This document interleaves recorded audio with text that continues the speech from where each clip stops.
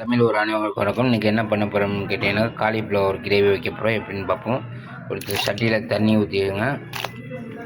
தண்ணி ஊற்றிட்டு ஃபஸ்ட்டு நல்லா கழுவிடுங்க. தண்ணியில் போட்டு நல்லா கழுவிடுங்க. அதுக்கப்புறம் சட்டியில் சுடுதண்ணி காய வச்சுக்கோங்க. நல்லா வெதுன்னு காயட்டும். காஞ்சதுக்கப்புறம் இதை தண்ணியில் போட்டுருங்க. தேவையான அளவு கொஞ்சம் உப்பு போட்டுக்கோங்க. லைட்டாக கொஞ்சம் மஞ்சள்தூள் போட்டுக்கோங்க. நல்லா கொஞ்சம் கொதி வரட்டும், நல்லா வேகட்டும். தேவையான அளவு மிளகு போட்டுக்கோங்க. சீரகம் தேவையான அளவு. நல்லா வதங்கட்டும். நல்லா வதங்கட்டும். சின்ன வெங்காயம் போடுறோம். நல்லா வதங்கட்டும்.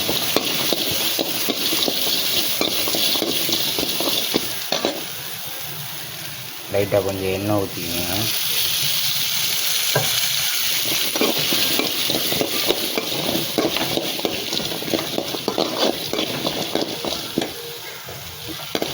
வெங்காயம் போட்டு நல்லா வதங்கட்டும். தேவையான அளவு பூண்டு போட்டுக்கோங்க. பூண்டு போட்டு நல்லா வதங்கட்டும் எல்லாமே.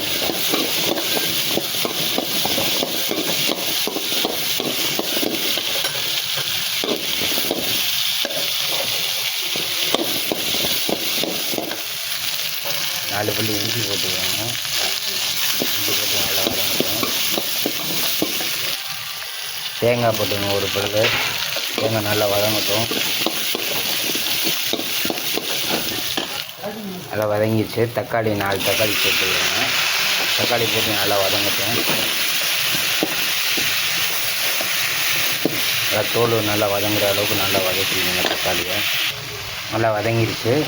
கொஞ்சம் மிளகாத்தூள், தேவையான அளவு மிளகாத்தூள் போட்டுக்கோங்க. மல்லித்தூள், தேவையான அளவு மல்லித்தூள் போட்டுக்கோங்க. தேவையான அளவு கொஞ்சம் மஞ்சள்தூள் போட்டுக்கோங்க. கொஞ்சம் கலர் கேசரி பவுடர் லைட்டாக கொஞ்சம் சேர்த்துக்கோங்க. கலர் நல்லாயிருக்கும். சேர்த்து நல்லா கிண்டிடுங்க. நல்லா வதங்கட்டும். அடுப்பை ஸ்லோவாக வச்சுக்கோங்க. இல்லைன்னா அமர்த்திட்டு அந்த இளம் சூடில் கிண்டிங்கனாட்ட நல்லாயிருக்கும். நல்லா வதங்கிடுச்சு. அடுப்பு ஆஃப் பண்ணிடுவோம். வாங்க, அடுப்பு ஆஃப் பண்ணியாச்சு.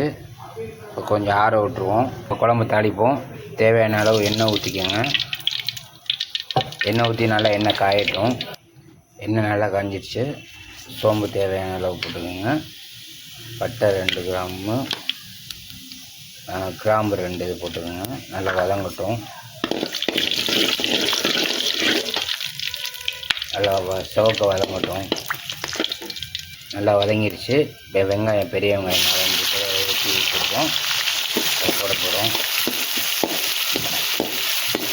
வெங்காயம் நல்லா வதங்கட்டும். தேவையான அளவு கருவேப்பிலை போடுறோம். போட்டு நல்லா வதங்கட்டும். வெங்காயம் நல்லா சிவக்க வதங்கட்டும். அப்போ தான் நல்லா டேஸ்ட்டாக இருக்கும்.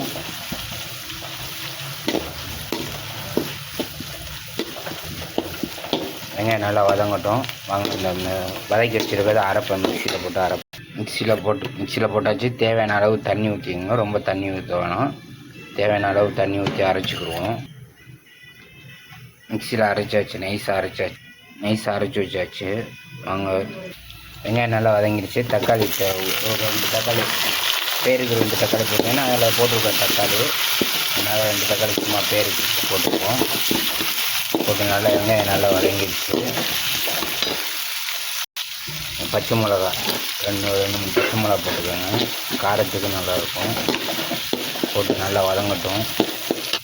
நல்லா வதங்கிடுச்சு. மிக்சியில் அரைச்சி வச்சுருக்கிறத ஊற்றிடுங்க.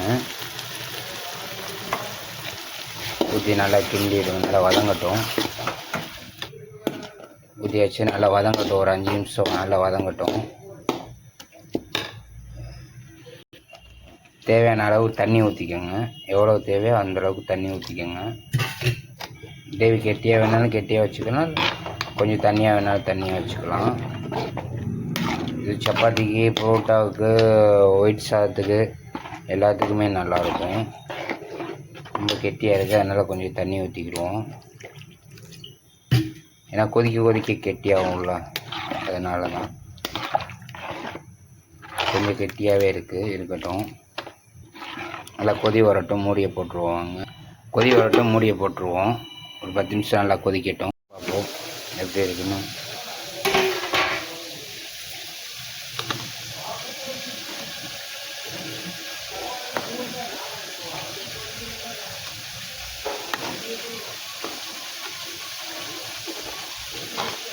நல்லா கொதி வந்துருச்சு, நல்லா மணமாக வாடையாக சூப்பராக இருக்குது. குழம்பு நல்லா கெட்டியாக தான் இருக்குது, நல்லாயிருக்கு, மணமாக வாடையாக இருக்குது. தேவையான அளவு உப்பு போட்டுக்கோங்க. உப்பு போட்டு நல்லா கொதி வரட்டும்.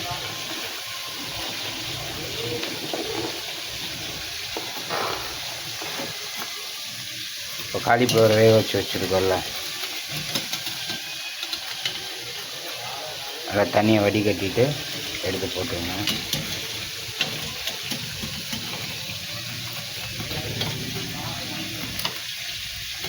நல்லா கொதி வரையில் போட்டுருங்க. இப்போ தான் கொஞ்சம் நம்ம சுடுதண்ணியில் போட்டிருக்கோம், அரை வேக்காடில் தான் இருக்கும். குழம்புல போடையில் இந்த வேக்காடு நல்லாயிருக்கும், டேஸ்ட்டு நல்லாயிருக்கும்.